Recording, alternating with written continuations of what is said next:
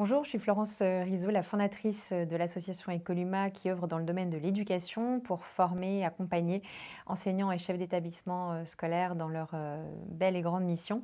Je m'occupe de cette organisation depuis une douzaine d'années et puis en tant que citoyenne, j'ai accepté de rejoindre le conseil d'administration d'IMS.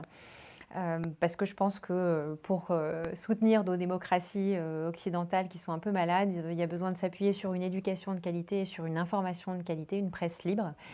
C'est un peu les deux piliers d'une liberté de conscience et d'une liberté de choix. Et j'ai été très intéressée en fait par le livre qui s'appelle S'informer moins et s'informer mieux, coécrit par Patrick Busquet et Didier Pourquerie.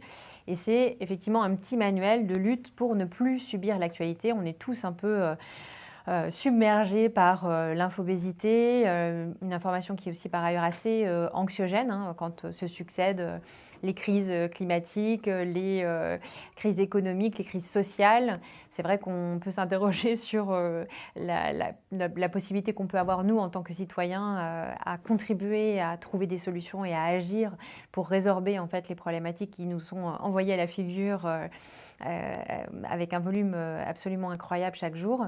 Et donc, ce que je trouve intéressant dans ce petit manuel, c'est qu'il permet de décoder effectivement les enjeux clés de cette information et d'essayer d'amener à une information actionnable qui permette effectivement d'inviter les citoyens à agir et à s'engager pour la construction du monde d'aujourd'hui et de demain.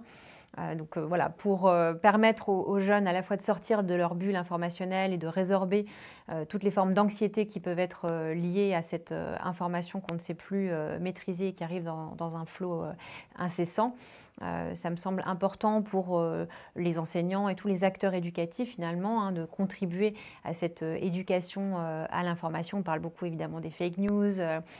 Donc voilà, la liberté de conscience, aiguiser l'esprit critique, ça fait partie des missions clés des enseignants de tous les pays du monde, mais de la France évidemment.